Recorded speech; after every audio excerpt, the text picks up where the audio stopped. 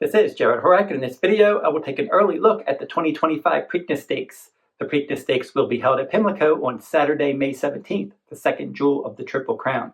And the Maryland Jockey Club is offering a Preakness Future Win Wager this year as part of the Preakness 150 celebrations. And I will be talking about that future wager in a couple minutes. And if you're interested in my annual Triple Crown Series full cards, you will find them at the runawayhorse.com on my shop page. I offer these Triple Crown Series full cards every year, and I have been doing these Triple Crown Series full cards since the late 1990s with a lot of success over the years. My early Kentucky Derby analysis is complete right now, so if you pre-purchase my Kentucky Derby cards, I'll send that early Derby analysis to you. And other cards I'm going to be doing: Kentucky Oaks Day, day before the Derby. I'm going to be doing Black-Eyed Susan Day, Preakness Week, day before the Preakness. I'm going to be doing a Preakness Day full card. That's my hometown race. I've always had tremendous success on that Preakness Day full card. And then I'm also going to be doing, for the Belmont Stakes at Saratoga, multiple full cards Belmont Stakes week, including Belmont Stakes Day full card on Saturday, June 7th. So you can go to the runawayhorse.com or my shop page if you're interested in my Triple Crown season products, and I will include a link to my shop page in the video description below. And now we'll talk about the Preakness Stakes. And as I said, it's going to be Saturday, May 17th. And this Preakness Future Wager, it opened earlier today on April 25th. And that Preakness Future Wager is a win wager only, $2 minimum, 18% takeout, and it will go all the way until May 3rd, but the pool will close before the Kentucky Derby, so you won't have the Derby results when you make that Preakness Future Wager if you're interested. And now we'll go through the horses that are part of the Preakness Future Wager, and we'll see if any of them may be worth a play. And then at the end of this video, I'll update the Preakness odds right now. Because that pool did open earlier today. Now, Admiral Dennis, he was 50-1 morning line for trainer Brad Cox. He hasn't had a lot of success in the stakes rank so far. In the Gun Runner Stakes, he was 4th, well beaten. And then in the Rebel Stakes, he was 6th. And then last time in the Bluegrass Stakes, he ended up finishing 4th. So he's one that he's a late runner. He hasn't had a lot of success in the stakes ranks, and he needs to step up his game. Admire Daytona, for that one, we'll have to see if he runs in the Preakness Stakes. Just like we don't know which horses are going to run in the Preakness. That's the other thing about this. You just don't know. And especially they're going to close this pool before the Derby. So it's a little bit of a crapshoot. But if you can get on the right horse, maybe you'll get some good value. But Admire Daytona, don't know if he's going to go in the Preakness, but he is running in the Kentucky Derby. He won the UAE Derby last time out, setting the pace and just holding on there. American Promise for D. Wayne Lucas. Now, there's a good chance that he could end up in the Preakness because D. Wayne Lucas likes to run his horses. And the good thing about this one is he is running in the Kentucky Derby, but Lucas is known for horses that run in the Derby, and he'll bring them back 2 weeks in the 2 weeks later in the Preakness. Also, his last start was in the Virginia Derby. And the Virginia Derby, 1 1/8 around one turn, he won that race by more than 7 lengths. He was right up on the pace. And that was 7 weeks prior to the Kentucky Derby. So he's had plenty of time so that Lucas can wheel him right back in the Preakness. So he's listed at 50-1 morning line. I'll update his odds in a little bit. But there's probably a decent shot that he could end up in the Preakness Stakes.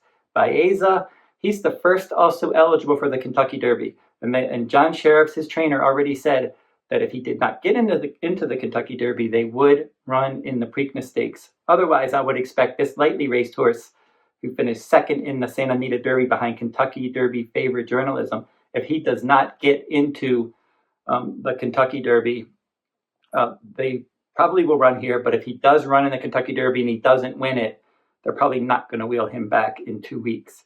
Bracket Buster is the next one. He's number 5. He's 50-1. And I thought he ran well in the Lexington Stakes. That was his first start since October of 2024 when he finished 5th in the Street Scent Stakes. Now, that was a key race last year because the winner of the Street Scent Stakes was Sovereignty.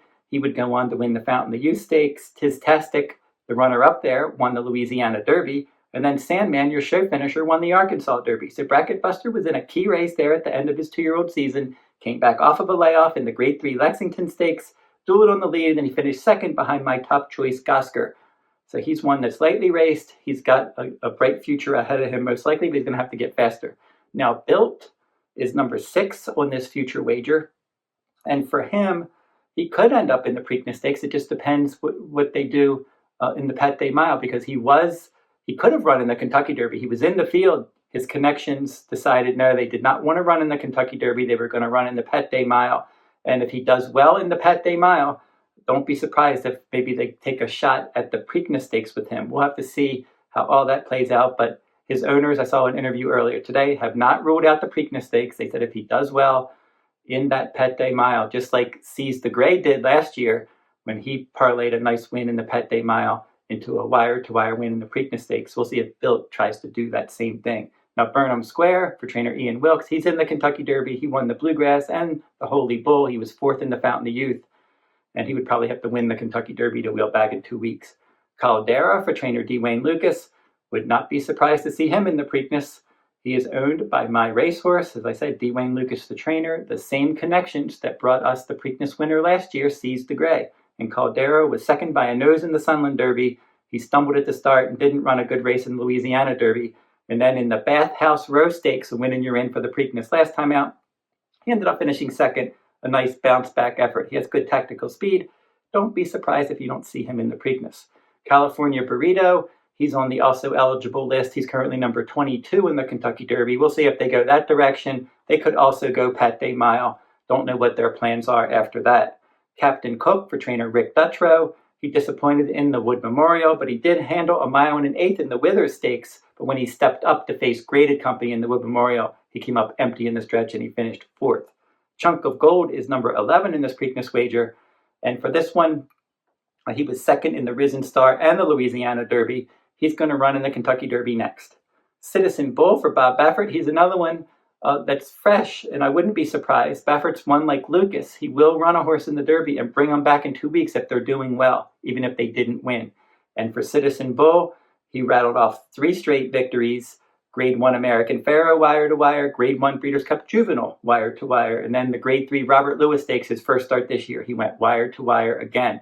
Santa Anita Derby, he came up short. He was well beaten, fourth in a 5-horse field. That was very disappointing. Journalism and Baeza were 1-2, and he finished behind John Sheriff's maiden Westwood that day, and that was a disappointing effort. He just completely came up short. But since then, he's had some strong workouts. They're taking blinkers off for the Kentucky Derby, and if he runs at least a halfway decent race and a much better race than he did in the Santa Anita Derby, don't be surprised if Bob Baffert doesn't wheel this one back in the Preakness Stakes. Clever again for Steve Asmussen's listed as number 13, back-to-back wins, including the Hot Springs Stakes by 4 lengths. That was a 1-mile race. His start before that at Oaklawn, he won at a mile and a 16th. That was a decent effort there.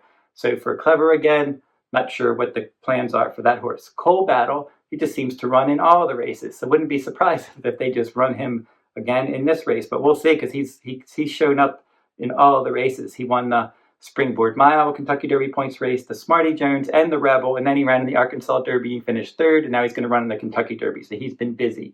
Cornucopian, highly regarded Bob Baffert trainee. In his debut at 6 furlongs, he was outstanding. He ran fast. The runner-up was the next out winner. He got cooked in a speed duel in the Arkansas Derby, and he ended up finishing fourth in that 8-horse field. Coal Battle ended up finishing a length and a half in front of him in third. And Sandman and Publisher were 1-2 there. So Cornucopian, if he can relax a little bit better, maybe he can handle a route of ground. Not sure what Baffert has planned for him. He may show up on the Kentucky Derby undercard in a race. We'll have to see what Baffert does next. East Avenue for Brendan Walsh. He's one that just missed in the Bluegrass Stakes. He clearly likes Keeneland. In the Breeders' Futurity, he wired the field last year. Then he blew the start in the Breeders' Cup Juvenile. And then in the Risen Star, he came up empty, and then he went back to Keeneland and bounced back last time out, adding blinkers. He needs to go to the front, and in the Kentucky Derby, look for him to be all over the pace. Final Gambit for trainer Brad Cox. He won the Jeff Ruby Stakes, and then a maiden race before that. Big late runner. He's one that he's in the Kentucky Derby. He should get pace to chase. If he doesn't win the Derby, I don't think they're going to come here. He's one that I expect to be in some long-distance turf races, maybe like the Grade 1 Belmont Derby later this year. Flying Mohawk, Jeff Ruby Stakes runner-up. He had a decent workout at Churchill earlier today. He's running in the Kentucky Derby, and he is a late runner. Gosger, they mentioned that he would be possible to run in the Preakness Stakes after the Lexington, but I haven't heard anything since then. He's lightly raced. He's on the improve. He was second in his debut at 6 furlongs, back-to-back wins at 1 mile at Gulfstream, and then he won the Lexington Stakes as my top choice last time out. Good tactical speed. He's on the rise. Just don't know if he's quite ready for the Preakness Stakes. Not sure if they're even going in that direction. Grande, for trainer Todd Pletcher, he would probably have to win the Kentucky Derby to run in the Preakness Stakes because Pletcher does not wheel his horses back 2 weeks. He's just not going to do it unless he wins, and he wins that Derby. So if Grande does not win the Derby, I guarantee he's owned by Repoli Stable, that he will skip the Preakness and he will target the Belmont Stakes. That's going to be what Repoli is going to do. I know that's what they always do. The Pletcher horses run in the Derby, skip the Preakness, and then some of the more highly regarded runners come back in the Belmont. And that's what I would expect Grande to do if he does not win the Kentucky Derby.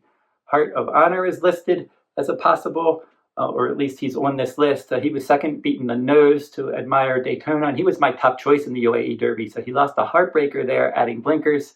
I think this horse has some talent. Don't know if they're coming to North America or not. Hill Road for trainer Chad Brown. He was third in the Tampa Bay Derby and third in the Breeders' Cup Juvenile last year. So for Hill Road, not sure that he's going to run here because the last that I heard, he's going to run in the Peter Pan Stakes, a prep race for the Belmont Stakes. So I think that that's what Chad Brown has in mind. I think Chad Brown wants to run him in the Peter Pan, and then he's going to run him in the Belmont Stakes. Instant Replay. Now, he qualified for the Preakness when he won the Bathhouse Row Stakes, but I don't think he's a Triple Crown nominee. So he's one that would have to be supplemented to the Preakness Stakes and or the Belmont Stakes. We'll have to see if they end up doing that. But he's one that he was third in the Louisiana Derby, and then he won the Bathhouse Row Stakes, and that was a good effort because that day there wasn't a lot of pace. He was wide throughout from the outside post as the favorite, and he was still able to defeat Caldera, and Caldera had a better trip than him. So a good effort from Instant Replay last time. He is one that is getting better. Journalism. I think he is an interesting play in this Preakness future wager. If for no other reason, he's the Derby favorite. He's the most likely Derby winner, and he has good tactical speed. And he's one that's won 4 races in a row. He's 4 for 4 around 2 turns, 3 for 3 in graded route races on dirt. He won the Grade 2 Los Al Futurity, tracking the pace from second. He won the Grade 2 San Felipe, stalking the pace. And he won the Grade 1 Santa Anita Derby. He had trouble from the inside post. He was able to get outside. He was down on the inside and in some traffic. He was able to get out in the clear and run down Baeza in a good effort. So Journalism, your most likely Kentucky Derby winner, could be a good smart play here because if he wins the Derby as the favorite, he's certainly going to be a much shorter price in the Preakness. So keep an eye on the odds for Journalism because he could be a good play. I wouldn't be surprised if he won the Derby, he would be even money in the Preakness. But if you can get him at 5-1 or so in this wager, could be worth playing. Luxor Cafe, don't know if they're going to run him back in the Preakness Stakes after the quarantine and everything he's going to go through running at Churchill Downs. He's won his last 4 starts in Japan, and we'll have to see how he does in the Kentucky Derby. Madaket Road for Bob Baffert. He's going to run in the Pat Day Mile next. Not sure what Baffert has planned after that. But this one does have some ability. He just seems to have some distance limitations.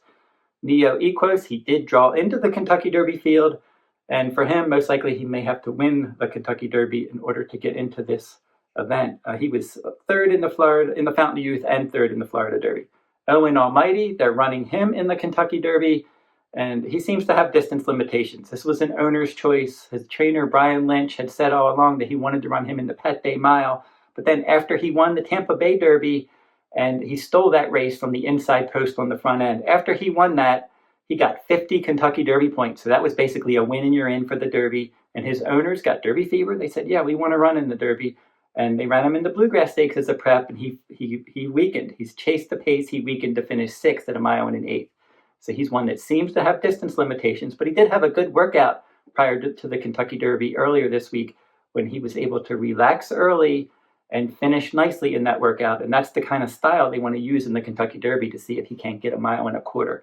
Pay Billy. Now, Pay Billy is a good local horse, and he's one that I've been following all year. If you go to my website, I have a Laurel Park page. I've been doing stakes races from Laurel Park, free stakes picks all winter and into the spring as well. So this year I'm going to be having free stakes picks each weekend that Laurel Park has stakes races.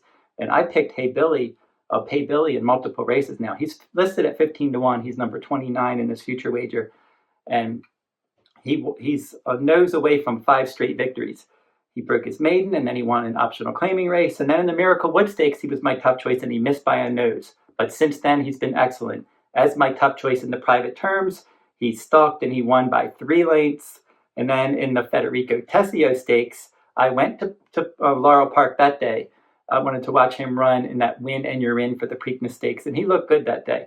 So I'm going to be tossing up some pictures and some footage of Pay Billy during this video. And we did a little video on Pay Billy from our day at Laurel Park. If you want to watch that one on my channel, it's just a short little clip showing some action from Federico Tessio Day. You can watch that video if you want. But Pay Billy, back-to-back wins in the private terms in Federico Tessio, which was a win and you're in for the Preakness. He's just going to have to get faster. He's got some ability. He's got a good pedigree. Improbable the sire, Harlington the dam sire. He's got good tactical speed. Just at this point, he's not fast enough to compete with the top horses in this division. Posters listed at number 30, but I believe on the page for the future wager, he's listed that he's not going to run in the Preakness. Publisher is the next one, and he's the one that's still a maiden for trainer Steve Asmussen. 7 starts, 2 wins, and 3 runner-up. 7 starts with no wins, 2 seconds, and 3 third-place finishes. And he added blinkers, and he was second best in the Arkansas Derby last time out. And he's been working in company with Tiztastic as they prepare for the Kentucky Derby. And he has been outworking Tiztastic. So Publisher seems to be on the improve. He's a son of American Pharaoh, proud citizen, the dam sire. Publisher with a good pedigree. He's getting better. I'm not sure what Steve Asmussen has in mind, but he typically does target the Maryland stakes races for Preakness week. So we'll see if Asmussen does have a horse in the Preakness Stakes. Render Judgment for Kenny McPeak. Now, he was on the also eligible list for the Kentucky Derby. They decided they did not want to run in the Kentucky Derby. I think they're going to go to the Pet Day Mile instead. In the Bluegrass Stakes, he was 5th. In the Virginia Derby, a distant 2nd, a distant 3rd in the Gun Runner Stakes, and then no threat in the Risen Star. So, and then the Kentucky Jockey Club Stakes last year, no threat either. So he's been in all these stakes races. He's picked up a couple minor awards without threatening to win those races. River Thames is targeting the Preakness Stakes. So he's one that would be a safer bet in this event because they are targeting the Preakness. He had enough points to run in the Kentucky Derby, but his connections, Windstar Farm and the president of Windstar Farm, Elliot Walden, they sat down, they decided they wanted more time between starts because he's had 4 starts since January 11th, no starts as a 2-year-old. All of his races have been solid. He was second by a neck in the Fountain of Youth. Sovereignty ran him down. And then he was a solid 3rd in the Bluegrass Stakes, beaten less than a length. They wanted more time between starts. They're targeting the Preakness. He's got some ability and tactical speed. Rodriguez for trainer Bob Baffert. He's one that certainly could win he could go possibly wire to wire in the Kentucky Derby, and maybe they come back in the Preakness, or maybe Baffert runs him anyway. It just seems from a freshness standpoint that maybe Citizen Bull is fresher because they ran Citizen Bull in the Robert Lewis Stakes in January, and then they waited until April to run him in the Santa Anita Derby. So he seems fresher for the Triple Crown season. Rodriguez, he's been going pretty good all year. January 4th, he broke his maiden by 7 lengths going wire to wire. Then he chased the pace and hit the board in the Robert Lewis and San Felipe. And then in the Wood Memorial, he got loose from the inside post, ran a big race there. So he likes to be on the front end, and don't be surprised if they're on the engine in the Kentucky Derby. Sandman, he dances all the dances. He was in the Iroquois Stakes, the first Kentucky Derby points race. He was in the Street Scent Stakes. I mentioned that in that Street Scent Stakes, that key race last year. And then he was in an optional claiming race. He got his confidence and a victory there. He blew the break in the Southwest. Probably should have won that when he finished 2nd. The Grade 2 Rebel Stakes, he was 3rd behind Coal Battle on Madaket Road. And then as my top choice, he won the Arkansas Derby last time out. So he's got a nice late kick. Don't know what his plans are after the Kentucky Derby. I guess if he wins it, a lot of times the winner of the Derby does run in the Preakness. Sovereignty for Bill Mott. I would think he would have to win the Kentucky Derby for Bill Mott to run him in the Preakness Stakes. I would expect that if he does not win the Kentucky Derby, Sovereignty's probably going to target the Belmont Stakes. He's one that I've always liked. He's been my top-ranked Derby contender since I started my Derby list last year. Sovereignty has a lot of ability, and he's a decent late runner.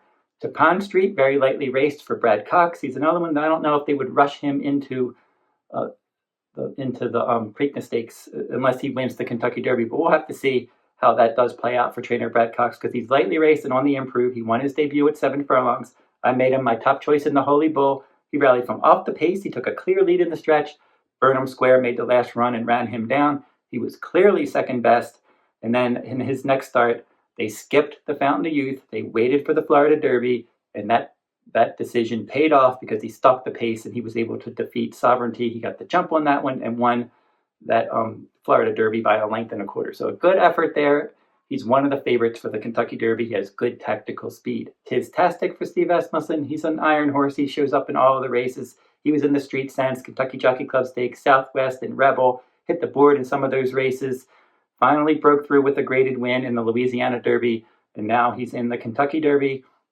And he could be one that doesn't have to win the Kentucky Derby to run in the Preakness. We'll have to see what they decide to do. Voldemort for Bob Baffert, don't know what his plans are. He was a last out maiden winner. And then all other 3-year-olds, that they're listed at number 40 on this future wager.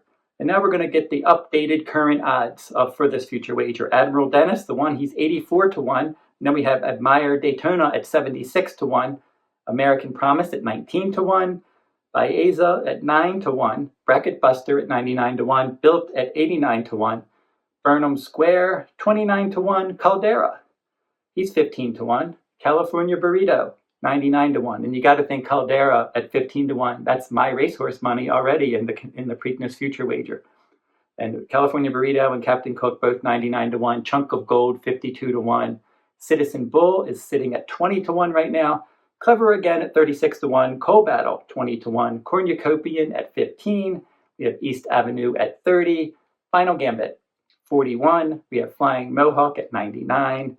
Gosger at 55, Grande at 31, Heart of Honor at 99, Hill Road 99, Instant Replay 76 to 1, Journalism 5 to 1, Luxor Cafe at 64, and Madaket Road at 81, Neoequos at 99, Owen Almighty 84 to 1 current odds for that Preakness future wager. Pay Billy 67 to 1. Poster is listed as a scratch, so he's not going to be running in the Preakness. Publisher, 62 to 1. Then we have Render Judgment at 99. River Thames at 36. That could be an attractive price there because he is pointing to the Preakness. Rodriguez at 23.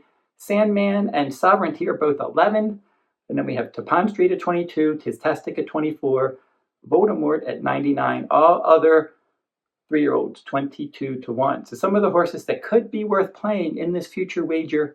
I mentioned American Promise. I think that Lucas is one that likes to run in the Preakness at 19 to 1. Maybe not a bad idea. 7 weeks between starts. Maybe he comes up a little bit short in the Derby. Maybe he runs better in the Preakness Stakes. Baeza, you would be gambling that he doesn't make the Derby field. So if he doesn't, wait closer to the end of the week. Wait as long as possible to make this wager to see if maybe Baeza doesn't make the Derby field. Then you kind of know he is going to run in the Preakness, and he could be a play for sure. Some other horses that seem like a good play. Maybe Citizen Bull. I mentioned that one. Baffert gave him plenty of time between the Robert Lewis Stakes and then the Santa Anita Derby, and maybe he's going to start rounding back into his form. And Baffert's known for running horses back in 2 weeks after the Derby, so definitely could happen.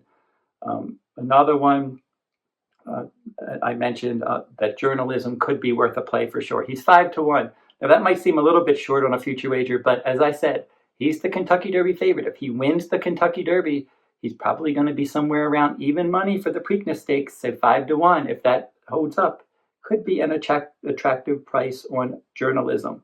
So those are some of the horses that are worth playing along with River Thames. Now, I mentioned River Thames. They said they're targeting the Preakness Stakes. He's 36 to 1. He could be worth a play. There's only win wagering in this pool. So if you're interested in that, you have to think about which horses you think are going to end up running in the Preakness. That's the first step. They actually got to get to the race. And some of the horses, as I said, like River Thames, certainly could be here. Journalism is one that's the Derby favorite, most likely winner. If he wins the Derby, he's probably coming to the Preakness Stakes and trying to make a run at that Triple Crown. We'll have to see how all that plays out. As I said, trainers like Bob Baffert and Wayne Lucas, known for running horses in the Preakness Stakes. Todd Pletcher doesn't, but he does have River Thames this year because he's not running in the Derby. And then you have Steve Asmussen, another one that likes to participate in the Preakness Stakes. So that's my early look and the look at the future wager for the Preakness. I'm looking forward to the Preakness Stakes this year like I do every year. It's my hometown race. I've had tremendous success with my Preakness Stakes full cards over the years. I've hit the Preakness so many times over the years, and I'm looking forward to hopefully cashing another Preakness winner this year. So don't forget to like, comment, and share these videos if you like them. Subscribe to my channel as well. It's free to subscribe. And until I see you next time, good luck at the races.